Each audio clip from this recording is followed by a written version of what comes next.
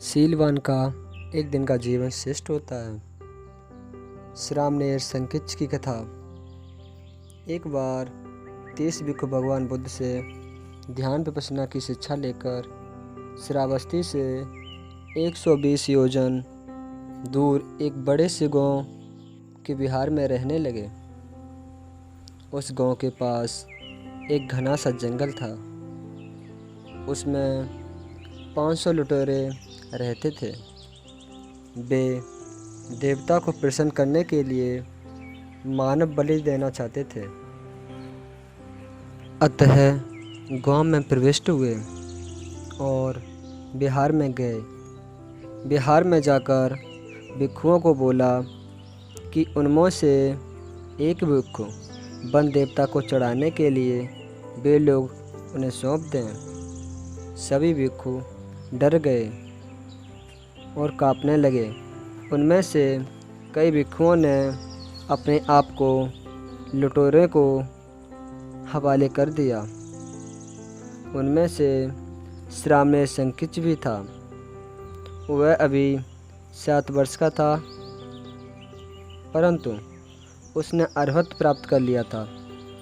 संकिच ने अन्य भिक्षुओं को बताया कि उसके गुरु थेर सारपुत्र ने आगत की आशंका को भांपकर ही उसको उनके साथ भेजा है, इसलिए उसे ही जाने दिया जाए।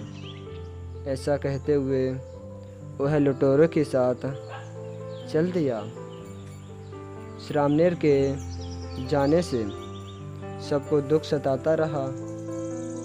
वे चिंतित थे, व्याकुल थे। उधर लुटेरों ने बलि की तैयारी शुरू कर दी। जब सारी तैयारी पूरी हो गई तब लुटेरों के मुखिया श्रामणेर के पास आया और उस समय श्रामणेर संकिच एकाग्रचित्त ध्यान विपश्यना में थे। लुटेरों के मुखिया ने अपनी तलवार उठाई और उस पर वार किया। उसकी तलवार मुड़ गई, परंतु श्रामणेर का कुछ भी नहीं बिगड़ा। उस मुखिया ने अपनी तलवार की धार तेज की और दोबारा पूरी शक्ति से वार किया। इस बार भी वह पूरी तरह से मुड़ गई और श्रामणेर का कुछ भी नहीं बिगड़ा। ऐसा होता देखकर लुटेरों का वह मुखिया श्रामणेर के कदमों में गिर गया और माफ़ी मांगने लगा।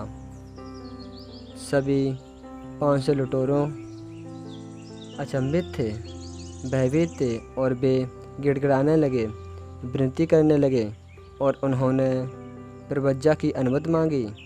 श्रामणेर ने उनके निवेदन की पालना की। श्रामणेर इन 500 नए भिक्षुओं के साथ गांव के विहार में लौट आए। वे 30 भिक्षु जो बिहार में रहते थे उनको देखकर प्रसन्न हुए। फिर वे सभी तथागत के पास पहुँचे। श्रामणेर से पूर्ण कथा सुनकर बुद्ध ने तब यह गाथा कही थी। योचसा बसतं जीवे दुस्सीलो अस्माहितो एकाहं जीवितं से यो शीलवन्तस्य झायिनो। इसका अर्थ दुराचारी और चित्त की एकाग्रता से रहित व्यक्ति के 100 वर्ष के जीवन से शीलवान और ध्यानी का एक दिन का जीवन श्रेष्ठ होता है। भवतु सब मंगलम्।